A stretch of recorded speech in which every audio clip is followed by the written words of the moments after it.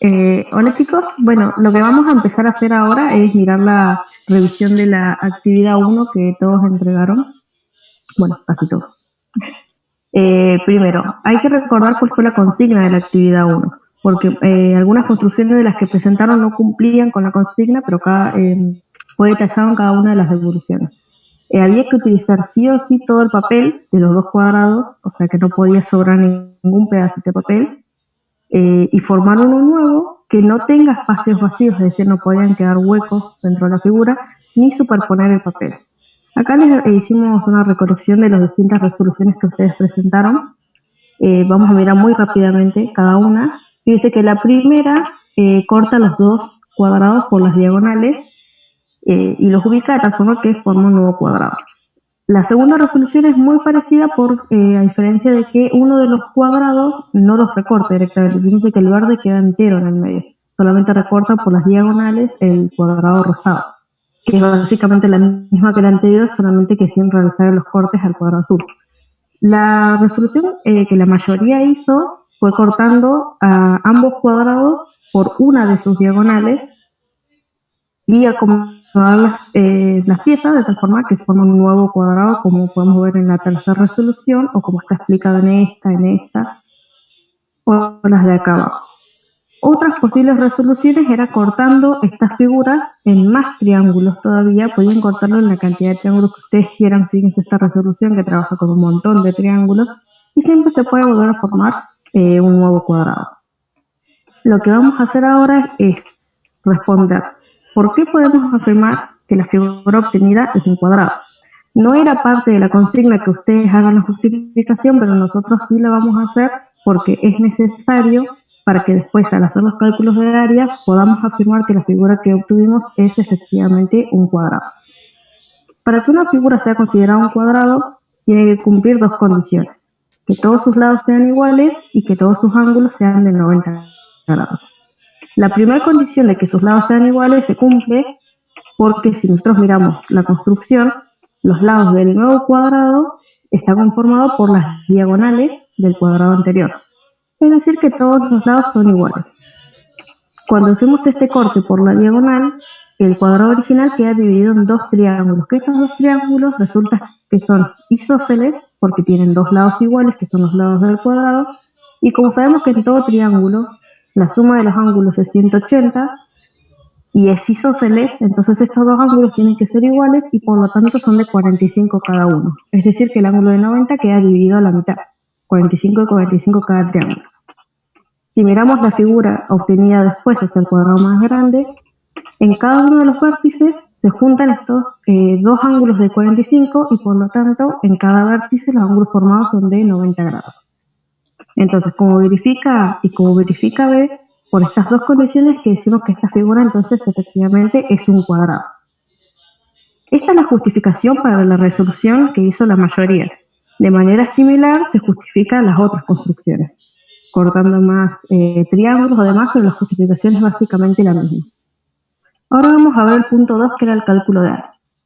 En el punto A decía cuánto mide el área de los cuadrados de un decímetro de lado, es decir, de los originales.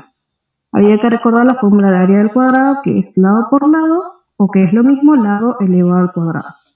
Acá pueden trabajar en decímetros o en centímetros, o en cualquier otra unidad que ustedes quieran. Esto, la consigna no lo aclaraba, así que ustedes podían hacerlo en la que ustedes quieran. Acá colocamos decímetro y centímetro porque fue con la que más trabajaron ustedes, la que más usaron. Lo que había que recordar era que al multiplicar un decímetro por un decímetro, el resultado es un decímetro cuadrado. O sea, es muy importante el trabajo con las unidades de medida porque nosotros lo colocamos como un criterio de evaluación. Hay que recordar que el área se mide en unidades cuadradas. O sea, podrían hacerlo en centímetros cuadrados, decímetros cuadrados o metros cuadrados si querían igual.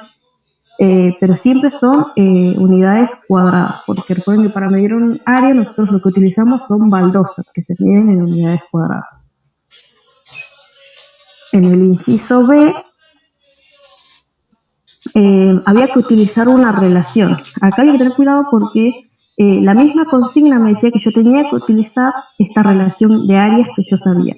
Que el cuadrado más grande, por todas las condiciones que le pedimos al principio, su área es igual a la suma de las áreas de los dos cuadrados más pequeños, porque por eso utilizamos todo el papel y no dejamos huecos, para que podamos utilizar esta relación. Esto quiere decir que el área del cuadrado más grande es 2 veces el área del cuadrado original.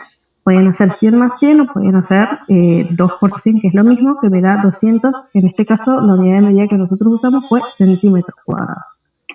No es correcto medir el lado del cuadrado mayor, porque una forma que vi que hicieron en la resolución fue medir con regla cuánto medía el lado del cuadrado más grande y utilizar la fórmula de área del cuadrado, o sea, lado por lado, y esto les da de resultado una aproximación, porque nosotros al utilizar las mediciones tienen errores.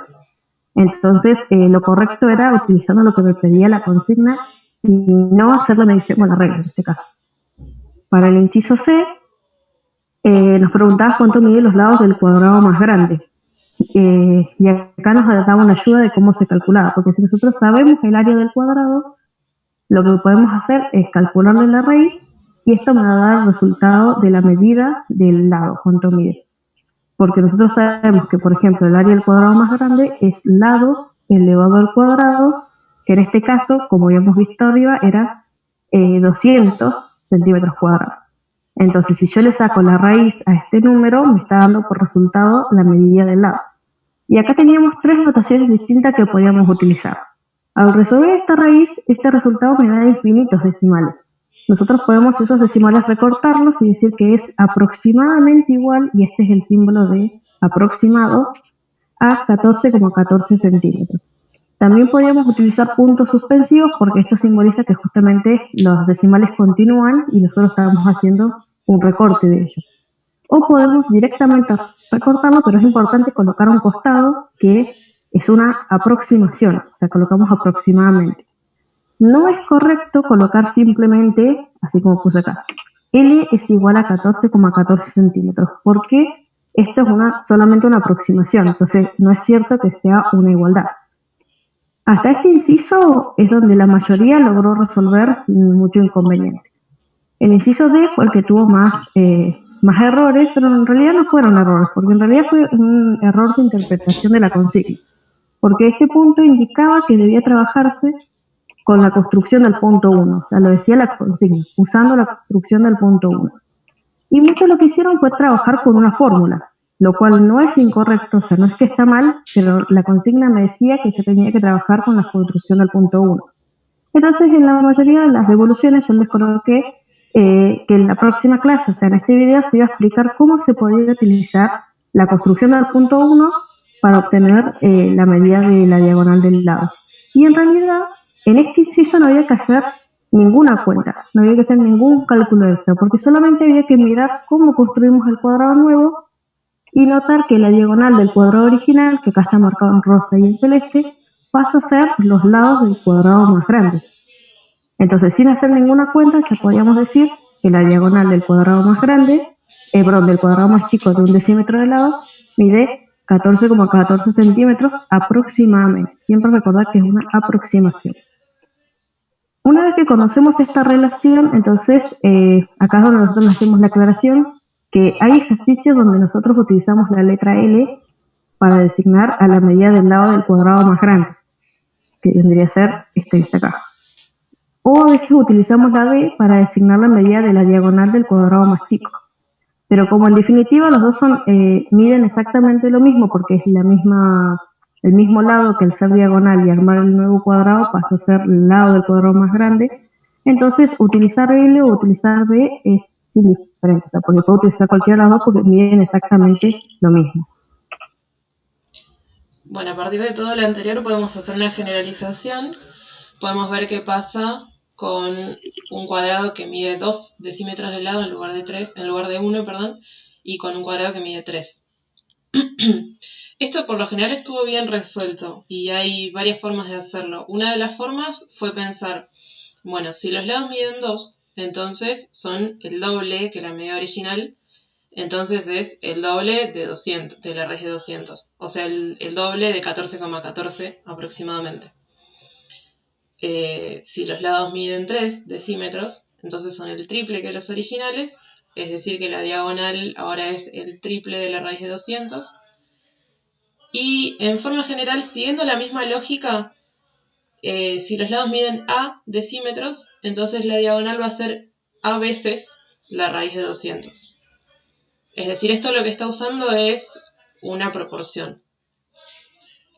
Bien, y la resolución 2, que fue por ahí la más usada, es tomar los cálculos que hicimos antes, pero aplicándolos a 2 decímetros, a 3 decímetros y en forma general a decímetros.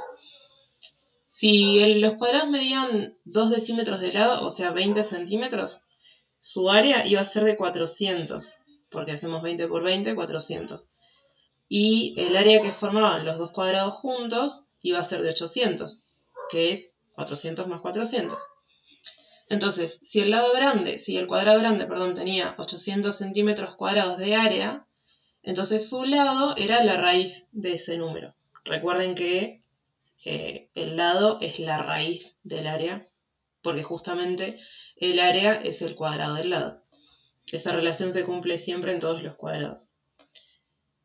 Si los cuadrados chiquitos hubieran tenido 3 decímetros, o sea 30 centímetros, prácticamente hago la misma cuenta pero con diferentes números.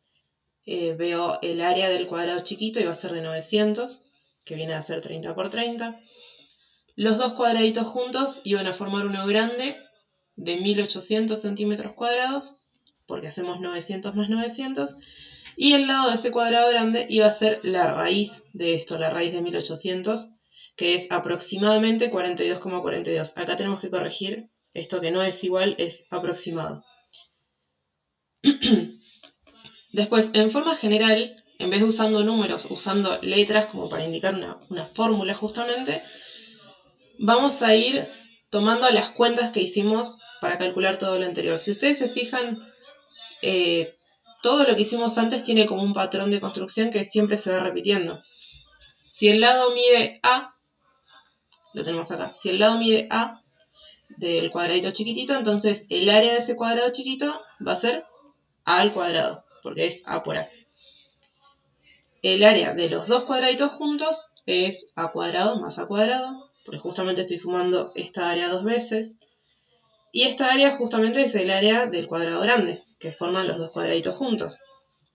Después, como el lado es la raíz de eso, directamente tengo que hacer la raíz de A cuadrado más A cuadrado. A partir de esto se puede concluir que hay una relación importante entre los lados del cuadrado y la diagonal del cuadrado, que es lo que tenemos marcado en la figura que vemos acá. Si los lados miden A y la diagonal la marcamos como D, entonces la diagonal al cuadrado es la suma del lado al cuadrado más el otro lado al cuadrado. En este caso, A cuadrado más A cuadrado. Esta fórmula la usaron varios de ustedes. Nosotras notamos que ustedes hicieron una investigación, que estuvieron buscando y que encontraron esta fórmula. Y está muy bien que la hayan usado, pero a lo que nosotras estábamos apuntando era que ustedes puedan llegar a la fórmula justamente a partir de esta construcción y bueno, no al revés. Pero está bien. Y con esta fórmula lo que vamos a hacer es poder resolver después la segunda actividad, que es la que les vamos a mostrar ahora.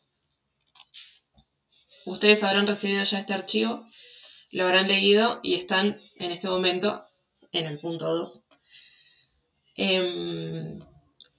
Es importante que hayan mirado las correcciones que les mandamos por correo y si pueden, que justamente corrijan lo que estaba mal y que nos lo manden. Eso es optativo, pero si lo pueden hacer mucho mejor. Miren el video hasta el momento que le digamos pausa y recién ahí comienzan a resolver las actividades que les vamos a pasar. Al final de toda la resolución, y esto es una recomendación, solo si pueden mucho mejor porque es mucho más fácil para corregir, que se descarguen la aplicación CamScanner. Es una aplicación en donde ustedes pueden sacar fotos a la resolución que hicieron en la hoja y juntar todas las imágenes en un solo archivo PDF. Eso es mucho más ordenado para poder corregir, aparte de nosotros podemos hacer anotaciones y esas cosas. Bueno, en cuanto a la entrega va a ser lo mismo que la vez anterior. Tienen que mandar por mail el archivo que resuelvan, por favor, les pedimos que indiquen en el asunto curso, división, apellido y nombre, porque el correo lo manejamos entre las dos y tenemos varios cursos, entonces de esa forma lo podemos organizar mejor. Y si bien pueden trabajar en parejas para hacer la tarea, les pedimos que al momento de resolver cada uno lo haga de su manera, como lo entendió, en su hoja. O sea, pueden discutir y todo, pero el trabajo es individual. Bien, la fecha de entrega es el próximo martes y el correo de entrega es el mismo que venimos trabajando. Bueno, vamos a las consignas, les vamos a explicar. Si no quieren ver esta parte, pueden dejar hasta acá el video si ya entendieron todo lo anterior y quieren hacerlo solos, está perfecto, si no pueden seguir mirando. Bueno, la primera consigna es para encontrar la hipotenusa de un triángulo rectángulo conociendo sus dos catetos. Los catetos miden 4 centímetros y 10 centímetros. Y para esto vamos a usar algo parecido a lo que habíamos hecho en la primera actividad. Primero vamos a agarrar un papel, vamos a recortar unos rectángulos, vamos a hacer 2 rectángulos de 4 por 10 y los vamos a cortar por la diagonal. Entonces, ¿qué se nos van a formar? Se nos van a formar 4 triángulos rectángulos de catetos 4 y 10. ¿Qué vamos a hacer con eso? Con esos 4 triangulitos tenemos que intentar armar un cuadrado. Esto es bastante más difícil que lo anterior. El cuadrado va a tener espacios vacíos y se va a formar un cuadrado por afuera y uno por adentro. Por adentro va a quedar un cuadradito vacío y por afuera se va a formar un cuadrado más grande. Yo les recomiendo que en este momento le pongan pausa al video y que intenten resolver eso. Si lo pudieron resolver o si no lo pudieron resolver, al final del archivo van a encontrar una posible resolución. No es la única, pero van a encontrar una que pueden aplicar para hacer los incisos del punto 1. En primer lugar, pregunta ¿cuánto mide el lado del cuadrado más grande? Miren bien la construcción que hicieron y fíjense el cuadrado exterior, qué lados tiene, qué medidas tienen sus lados, conociendo las medidas originales. Conociendo después, una vez que ya saquen el lado del cuadrado grande, calculen cuánto es el área. Recuerden ahí la fórmula de área, que es lado por lado para el cuadrado. Después calculen el área de cada uno de los triángulos originales. Para esto también recordemos la fórmula de área de triángulo, es base por altura dividido 2. Bueno, después nos pide encontrar el área del cuadrado interior, o sea, el cuadrado vacío que se forma por adentro. Para esto nosotros podemos pensar que el cuadrado que está adentro de la figura grande se puede encontrar como el cuadrado grande menos todos los triangulitos de afuera. Entonces todo eso forma el cuadrado vacío de adentro. Y como último inciso en el D, una vez que ya conocemos cuál es el área que estábamos buscando, encontramos directamente los lados. Ahí otra vez usamos la relación entre el área y el lado. El área de un cuadrado es lado por lado. El lado de un cuadrado es la raíz del área. Una vez que resolvieron todo esto, vamos a hacer lo mismo, pero en forma general. ¿Esto qué significa? Que no vamos a usar números, sino que vamos a usar letras directamente. Los catetos van a ser A, B y la hipotenusa va a ser C. Es decir, estos pueden ser números cualquiera. Lo que vamos a hacer es una fórmula general. Para esta parte es importante decir que no hay que reemplazar estas letras por ningún número. Solamente hay que usar la A, la B y la C.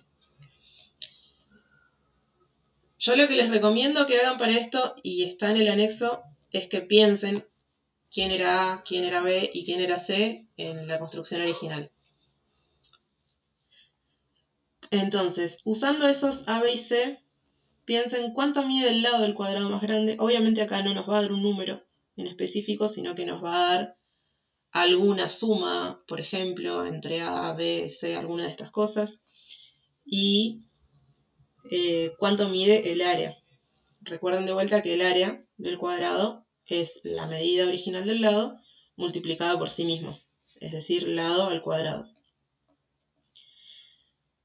Después, ¿cuánto mide el área de cada uno de los triángulos rectángulos? De vuelta, pienso cuánto es la base del triángulo, cuánto es la altura, o mejor dicho, cuál es la base y cuál es la altura, y cómo se calcula el área. Y otra vez haciendo la resta entre el área grande, el área del cuadrado grande y el área de los 4 triangulitos, ver cuánto es el área del espacio vacío de dentro, el cuadradito vacío de dentro. Y por último, encontrar con esto cuánto miden los lados de ese triángulo.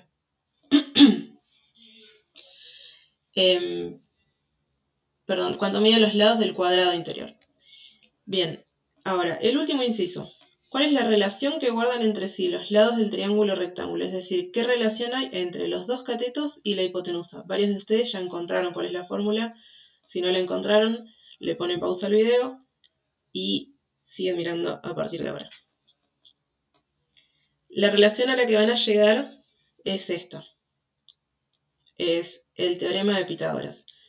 Que el cateto al cuadrado más el cateto al cuadrado es la hipotenusa al cuadrado. De esto vamos a hablar más en la próxima clase, después de que terminen con toda la actividad. Pero lo van a usar para resolver ejercicios 3 y 4. En el ejercicio 3 tenemos un triángulo, como ven acá, que tiene en cada uno de sus lados un cuadrado apoyado, el cuadrado 1, el 2 y el 3. La pregunta es, ¿qué relación hay entre estos tres cuadrados? Y por relación no nos referimos a que este es más grande que estos dos, sino puede ser que, por ejemplo, este sea el doble de los otros dos, o que si al cuadrado 3 le resto el cuadrado 1 me da el cuadrado 2, cosas así. Relaciones entre las áreas de los tres cuadrados. Y por último, tenemos las tres medidas de un triángulo. Un triángulo tiene medidas 10 tercios de centímetro, 2 centímetros y 8 tercios de centímetros. Nos pregunta el ejercicio si se trata de un triángulo rectángulo. Para esto tenemos que utilizar de vuelta el teorema de Pitágoras que vimos antes. Piensen entre estas tres medidas cuáles son los catetos y cuál es la hipotenusa. Ahora, una aclaración. Al final del archivo van a encontrar un anexo con ayudas. No lo voy a mostrar en este momento. Lo pueden usar si quieren, si lo necesitan. Hay algunas ayudas para los ejercicios anteriores. Son optativas. Y los vemos para la próxima clase.